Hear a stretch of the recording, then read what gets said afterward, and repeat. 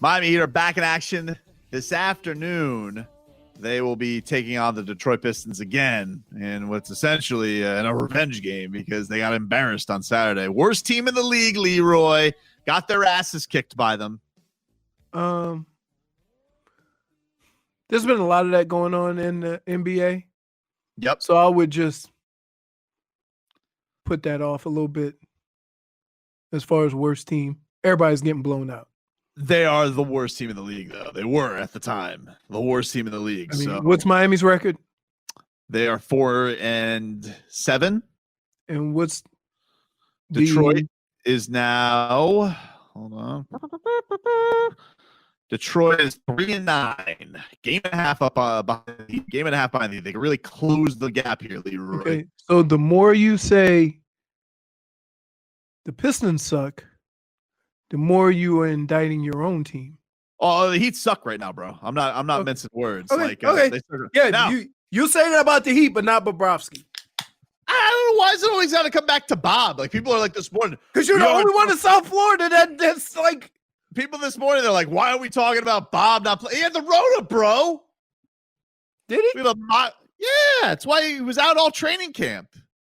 Oh, hey, you know how sometimes. So other goalie comes in, shuts door. Hey, sometimes.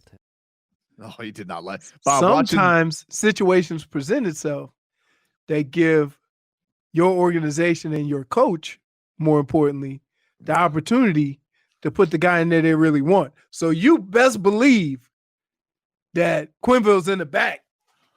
Oh, Quenneville, yeah. He was like, oh, big, Dreeks, big. He always, every time he mentions his name, he has to say big. Oh, right? Every time Dreeks is in there, big factor, big.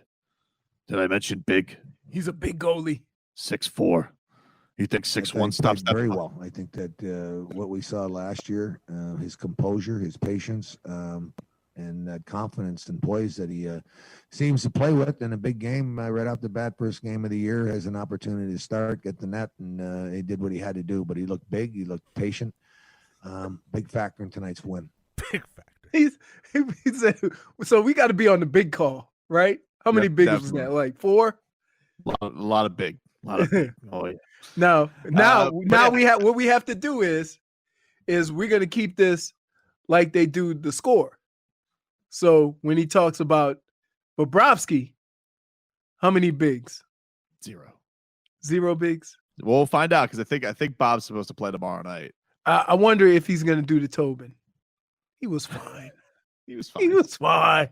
He was a Beaver. I thought he was good. He always with Bob. He's like, I like patience. Didn't rebound so much. I trust me. I've heard enough Quenneville to know where this is gonna go. He was elated after that first game. Question. But either way, do you blame him? I don't blame him. I mean, look, Bob was not good last year, but I'm hoping they made some tweaks. Hoping they made some tweaks, and I hope this is a better year for him. Some tweaks. Here's the tweak that Bob needs to make. Stop the puck. I don't like it. What's your problem fixed? I didn't like it. If you're talking about technique, what happened to, come on, man. Get out of here. But getting back to your Miami Heat, they lost to the Pistons on Saturday night. Pistons lit it up from 3.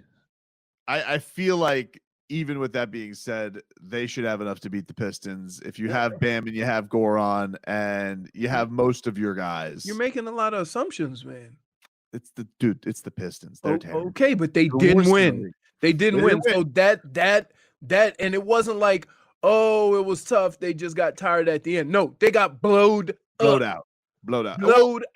And for you, I'm not. I don't want to hear that. Well, you don't want to hear what? I don't want to hear. Oh, you should get over the Pistons. You should get over the Pistons. It's the Pistons. You got blown out though. Leroy, you can't say that. Nobody was mocked more in the offseason for the Pistons. They gave money to Plumlee, bro. We still don't know which one. I don't care. I don't care what Plumlee it is. It's the guy that Popovich took over Bam. That team shouldn't beat Bam. Terrible. And so, I mean, it was. Why is everybody Steph Curry against the Heat? I don't know, because they don't play 3-point defense, Leroy. I don't know if you noticed. This is do you want to hear Spo on what's leading the teams getting so many Yes. open looks against them? Would Here's love Spo. to. I'm Well, curious. I mean, there's a couple different factors there. One, we're giving up, a ton in transition or semi-transition where we're not communicating and doing it with the necessary level of urgency. That's part of it. Some of it, falls into the overhelp category, and some of it falls into, it's just we have to do better and make harder efforts to be able to get to the guys at the 3-point line. Why are you nodding? Why is Robbie? Robbie nodding like he's They do an overhelp. old ball Anytime a guy's driving to the basket, it's an immediate double team, and then whoosh, somebody's wide open for three. Bang! Like, come on. Robbie's been waiting for this admission from Spoelstra for 5 years. Oh my goodness. Look, But here's the problem. I'm not at a point right now though with the Heat. Like, I don't feel good where the team is at right now, but it's for a lot of factors. Like, I don't feel good with how the season has gone.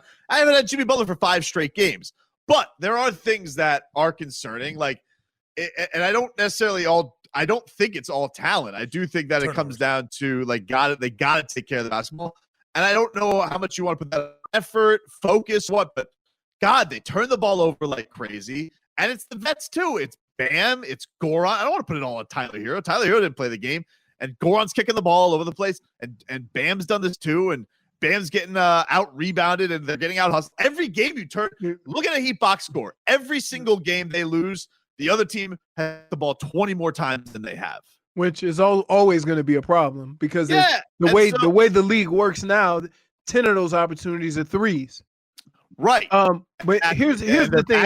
And they're backbreakers to your deep. Right. Like, if you feel like you've been in this situation where you have had a good defensive possession, you give up the offensive rebound, and they get another one, crack another three. That's demoralizing, man. Here's what I would say. There's one main thing that worries me about this. If you're gonna complain about the collapsing and overhelping, then that means you damn sure as well need to get the rebound because everybody's in the paint. But you can't do everything you can to defend the paint and then not get the rebound. So so now not only are you giving up offensive rebounds, you're giving up the three also? Stop one of them.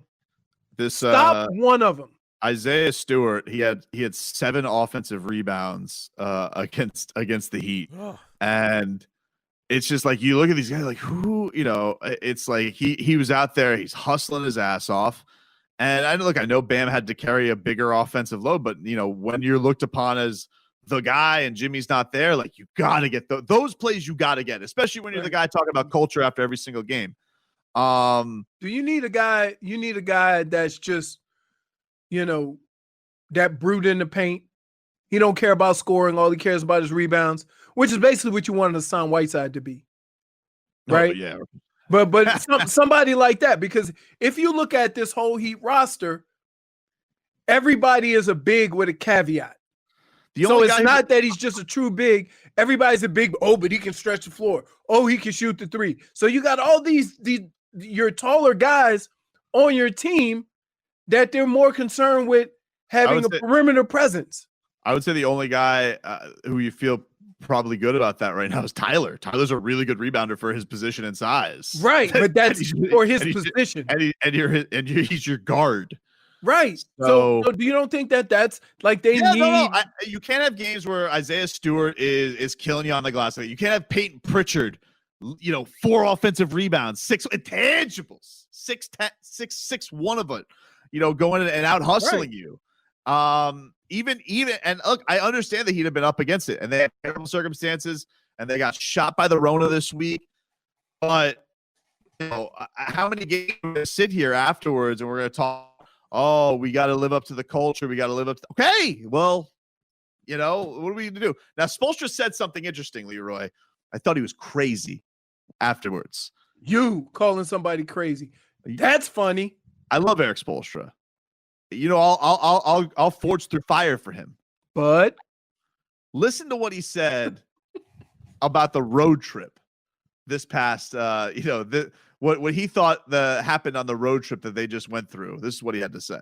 Yeah, I think our group has been very resilient in that regard, not to make excuses or have a woe is me attitude about these things.